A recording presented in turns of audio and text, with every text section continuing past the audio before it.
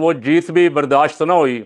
उनको रात वो 45 पे जीते और 47 पे उनको अगले दिन 8 फरवरी को वो जीते, 9 फरवरी को उनको हरा के एक जाली हुकूमत बना दी गई।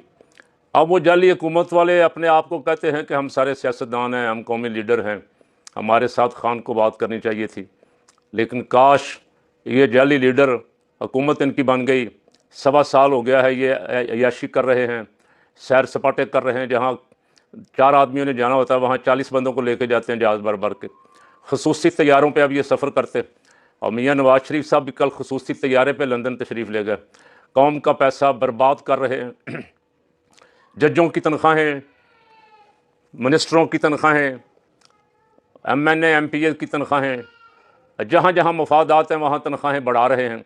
आवाम पे टैक्स लगा रहे हैं, बिलों पे टैक्स, पता नहीं कोई 13-14 टैक्स हैं। 2000 अगर किसी का बिल आता है तो 10,000 के टैक्स हैं।